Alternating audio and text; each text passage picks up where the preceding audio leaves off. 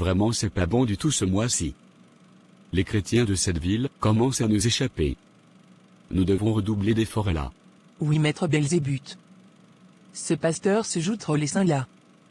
Je ne sais plus par où passer pour la voir. Il a une fille, il me semble, non? Oui, maître. Alors tu passeras par elle pour trouver son point faible. Tu deviendras ami avec elle, et tu changeras d'apparence vestimentaire pour la tromper. Bonne idée, maître. Très bien. Vas-y maintenant. Nous n'avons plus assez de temps. Consécration? Oui, bonjour. On se connaît? Non.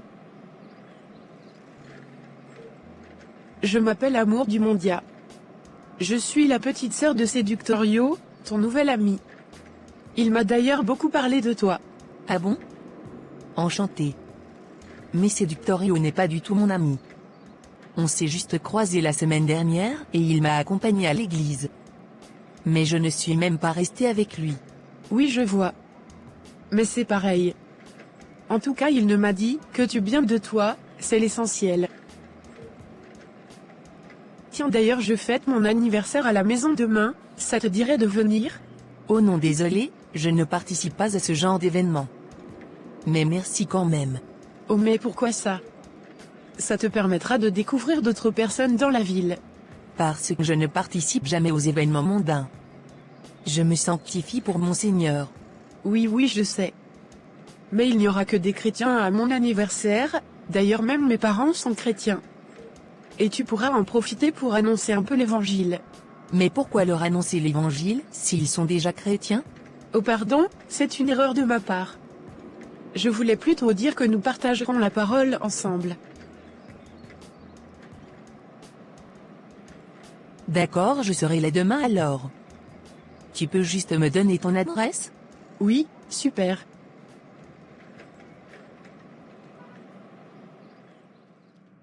Toi aussi, comment t'as pu louper une occasion pareille? Et, tu viens pas me menacer chez moi. Surtout que tu aurais dû bien la préparer avant de venir. Sinon à quoi te sert ton prénom d'apostasie? Bon. Comment on va faire maintenant?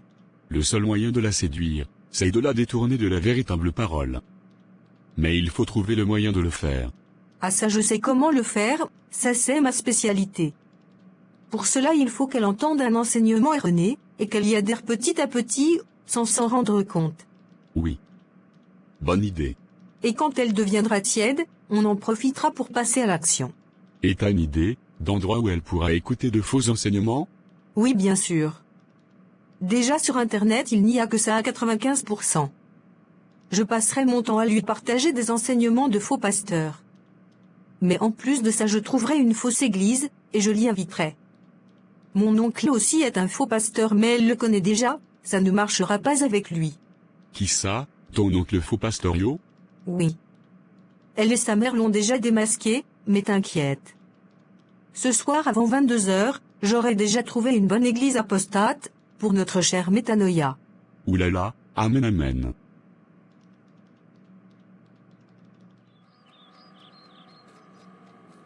Papa, Oui ma fille. tu sais.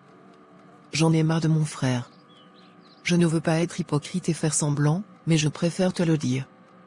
Il me dégoûte, et je commence même un peu à le détester.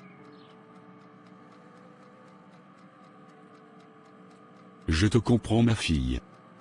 Mais tu dois te faire violence pour ne pas laisser la haine s'installer dans ton cœur contre ton frère. Demande l'aide du Saint-Esprit, et ça ira. N'oublie pas ce que le Seigneur nous dit dans Matthieu 5 verset 46. Si vous aimez ceux qui vous aiment, quelle récompense méritez-vous? Les publicains aussi n'agissent-ils pas de même?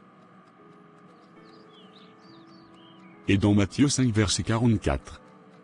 Mais moi, je vous dis, aimez vos ennemis, bénissez ceux qui vous maudissent, faites du bien à ceux qui vous haïssent, et priez pour ceux qui vous maltraitent et qui vous persécutent. Mais c'est trop injuste. Lui il me fait du mal, et moi je dois passer mon temps à l'aimer et à lui pardonner.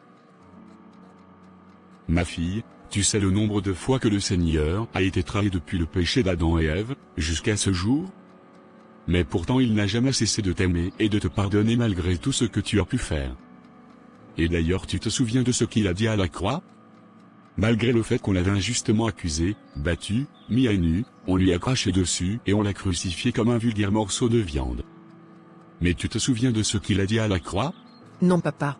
Alors tu iras lire dans Luc 23 verset 34.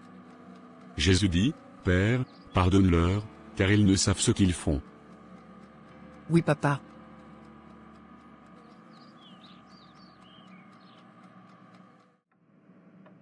C'est vrai ce que tu me dis là?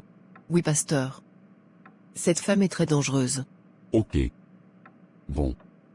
Moi je n'ai rien reçu du Seigneur la concernant, même si c'est vrai je la trouve un peu trop collante et capricieuse. Mais c'est aussi ça le ministère. Il faut avoir l'amour et la compassion pour les âmes. Oui pasteur, mais nous ne pouvons pas avoir l'amour pour les âmes plus que le Seigneur lui-même. Et dans le ministère il ne faut pas mettre les sentiments, mais il faut user de beaucoup de discernement, car à force de vouloir sauver tout le monde sans discerner, on risque de se perdre. Et Marc 8 verset 36 nous le dit bien. Et que sert-il à un homme de gagner tout le monde, s'il perd son âme?